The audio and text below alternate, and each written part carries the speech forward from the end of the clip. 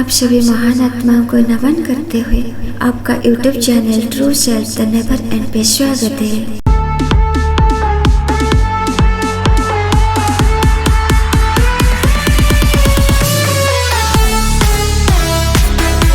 अज्ञान रूपी अंधकार को मिटाने वाला वो रात्र, महाज्योति की रात्र, महादेव की रात्र, महाशिवरात्रि, कभी ना बुझने वाला महाज्योति की रात्र, महादेव की रात्रि, सत्य सनातन अजर अमर अविनाशी सच्चिदानंद आत्मा को बोध कराने वाला वो रात्र, महाशिवरात्रि, रुद्र महादेव शंकर सत्य नारायण हरि को मिलन कराने वाला वो रात्र, महाशिवरात्रि, अज्ञान रूपी अंधकार को मिटाने वाला वो रात्र, महाशिवरात्रि, प्रणव मंत्र ओमकार को जन्म देने वाला वो रात्र, महाशिवरात्रि। शिव है सत्य जो सदैव रहने वाला है, वो शिव है।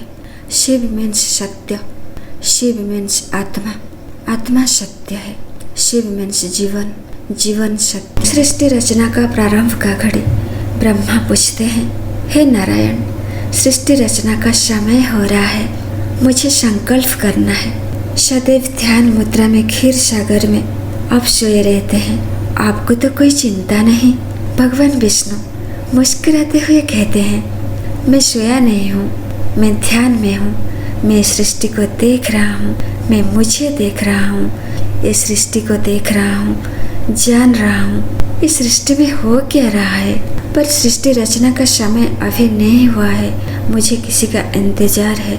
आपके द्वारा रचित इस सृष्टि के पास सिर्फ 2 आँख है। जब तक किसी थर्ड आई का आविर्भाव ना हो जाए तब तक सृष्टि रचना असंभव है। सृष्टि को चलाने वाली चैतन्य शक्ति का जन्म जब तक ना हो जाए तब तक सृष्टि रचना असंभव ही नहीं, अपूर्ण रहेगी। भगवान विष्णु कहते हैं, सृष्टि रचना आप कर सकते हैं, सृष्टि को पालन भी आप कर सकते हैं, परंतु सृष्टि को संभालने के लिए जो ज्ञान का जरूरत है वो ज्ञान के लिए मैं साधना कर रहा हूँ। विष्णु जी का ये बात ब्रह्मा जी को बहुत दुख पहुंचा।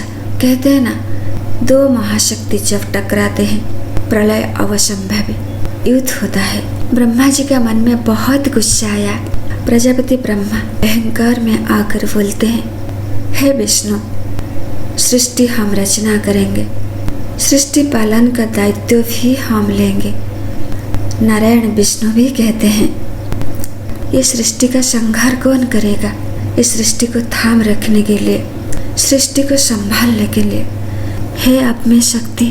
प्रजापति ब्रह्मा जी को अपना ज्ञान और अपना शक्ति को लेकर बहुत अहंकार था, बहुत अभिमान था। जब भगवान विष्णु जी के साथ युद्ध करने के लिए खड़े उतरे ब्रह्मा जी, भगवान विष्णु मुस्कुराते हुए बोलते हैं, ब्रह्मा जी, सृष्टि रचना का कार्य अभी शुरू होने वाला है। ब्रह्मा जी अपना सिर में हाथ रख कर बोलते हैं, जब हम पूछते थे आप बोले अभी टाइम नहीं हुआ है सृष्टि रचना का, अब कह रहे हैं सृष्टि रचना का टाइम शुरू होने वाला है। बात क्या है नारद जी। नारद जी कहते हैं, मैं अगर सच बोलूं, आपका बुद्धि आपका कमंडल में बंद है। जब निर्णय लेने का घड़ी आता है अब कमंडल को देखते हैं, पर विष्णु नारायण जी को ध्यान मुद्रा में तैरता हुआ दिखता आया हूँ।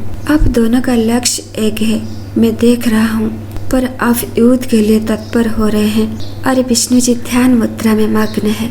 सृष्टि को संहार करने वाला का एंट्री अब होने वाला है।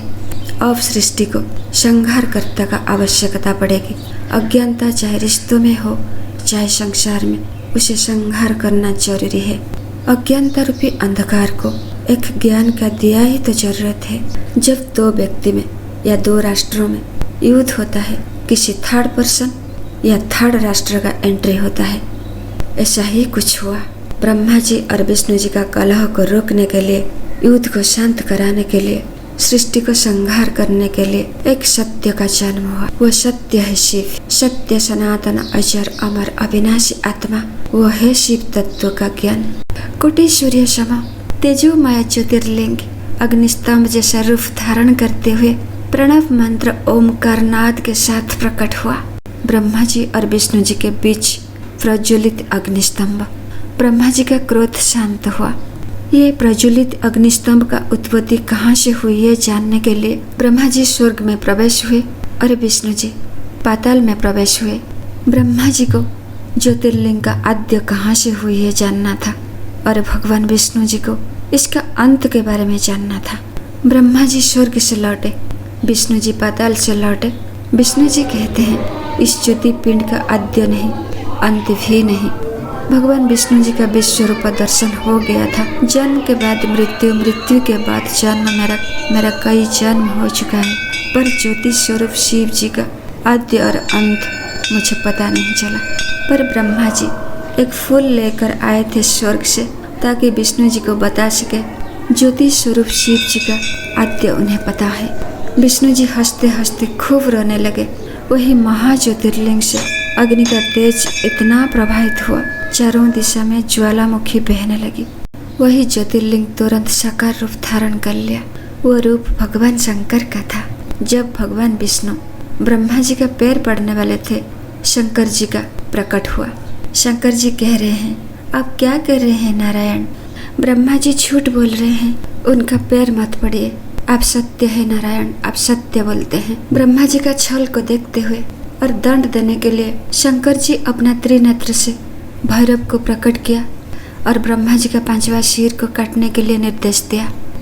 पर विष्णु जी के कहने पर शंकर जी ब्रह्मा जी को माफ भी कर दिया।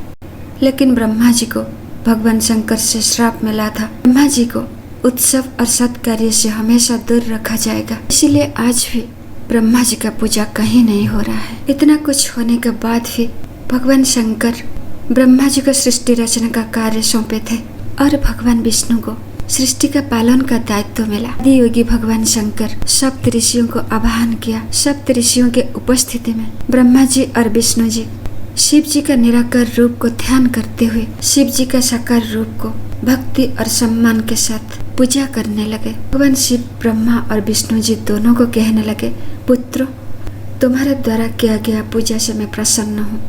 इसी कारण ये पूजा पवित्र और स्मरणीय होगा। आज का ये तिथि महाशिवरात्रि के नाम से प्रसिद्धि होगी।